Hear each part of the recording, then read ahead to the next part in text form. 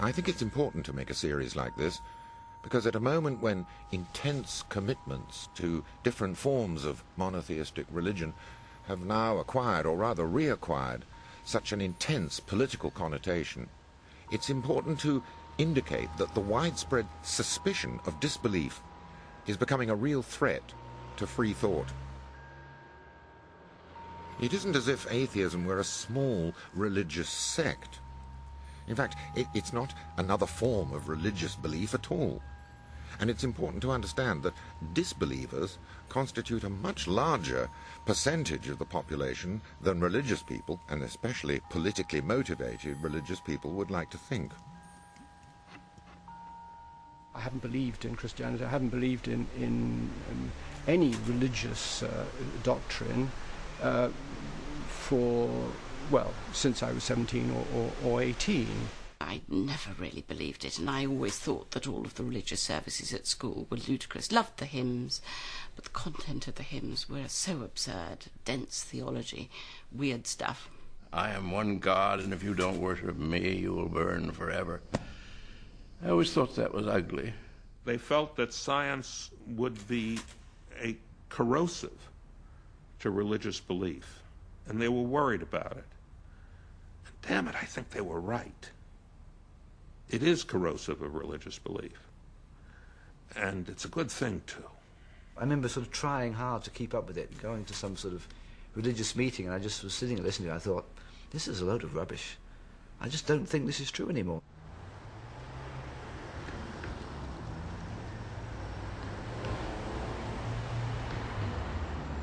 I was born in England, but my grandparents came here from Lithuania as Jewish refugees. And for Jews, spread as they are across the world, their religion has always seemed an essential part of their cultural identity.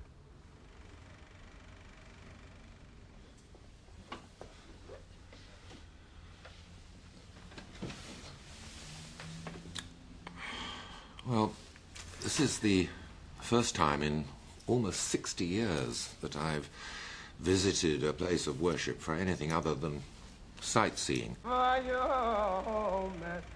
when I first came here, it was in the name of religion, though not with any religious motive on my part. The fact is, I was sent here by a Jewish father, sent here because he thought that I owed it to what he called my people. And the reason is that quite suddenly, because he had been so appalled about what had happened in the Holocaust and guilty about having escaped it, that he felt that he and I owed some sort of identification with the group. Throughout the war, from 1940, at which time I was 6, until 1945 or 46, I don't really think that I knew or really understood that I was Jewish. When my father said that I was, I didn't really know what he meant. I came here to several services when I was about 11 or 12 on what were called the high holidays. But I came here without knowing what I was participating in. It was conducted in a foreign language which I didn't understand, written in text I couldn't even read. There was singing, but the singing was completely different to the singing with which I had grown much more familiar by virtue of the fact that I was a prep school boy and attended Christian prayers. So I found myself sitting right at the very back here, as far as I could from the main action, amongst a group of people with whom I felt no particular identity, in spite of what my father told me about my identity. And I stuck it out here during the services as long as I could, wondering just how long I'd have to stay before I could return and satisfy my father that I had in fact attended. Well, my atheism, if that's what one insists on calling it, was not at any point a rejection of anything. What I was being introduced to scarcely seemed to be something against which I had to rebel. This all happened at a time when I simply felt myself to be an English schoolboy. The only thing that I was rebelling against was, well, it certainly wasn't the dogma or the doctrine, because that was completely inaccessible to me, and I hadn't been introduced to it earlier. It was simply that coming here on those occasions took up time when I might otherwise be enjoying myself playing cricket.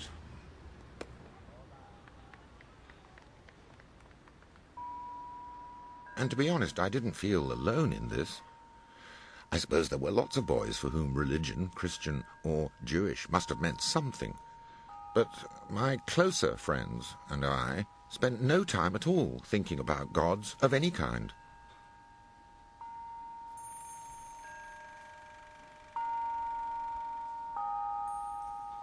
Perhaps I was too dumb, or just too interested in cricket or in girls to ask myself any questions about religion. If I had not been, I might have inevitably asked myself questions that have troubled skeptics and unbelievers for as long as men and women have been skeptical or have lacked belief. Is there really no God? And if there really is no supernatural dimension to the universe, why have so many people throughout history and in so many different cultures thought there was?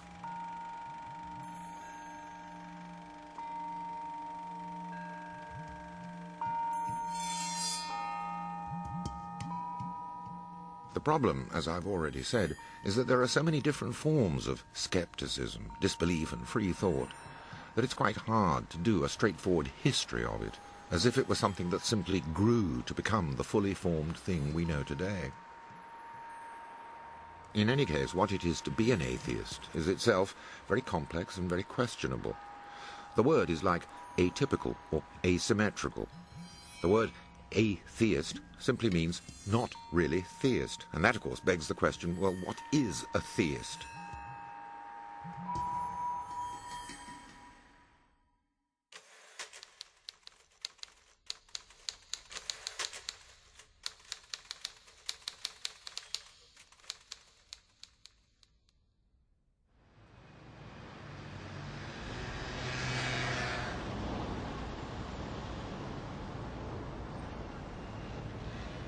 Oddly enough, it's quite difficult to find a simple, straightforward history of atheism on the religious shelves of your local bookshop.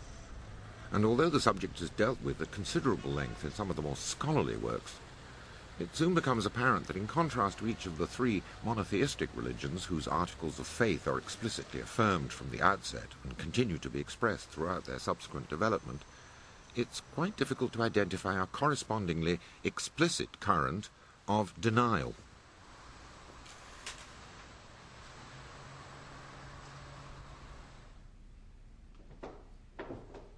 In the case of Christianity, for example, for more than 1,000 years after its establishment, you'd be hard put to recognize an openly skeptical rebuttal of its supernatural claims. And that's hardly surprising when you consider the cruel penalties which were often inflicted upon anyone convicted of subversive disbelief.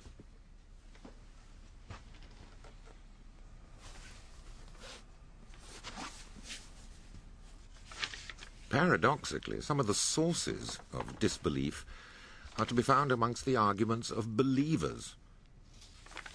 It's important to understand that Christianity was constantly redesigning its own dogma, and theologians often formulated the most dangerously skeptical arguments in their effort to test the impregnability of their own faith. And in doing so, they unknowingly furnished atheists with ready-made weapons.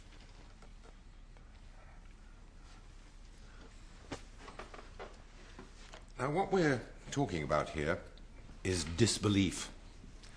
And that's a notion which presupposes something which it contradicts, in other words, belief. Because, well, in the absence of belief, the whole idea of disbelief would be unintelligible.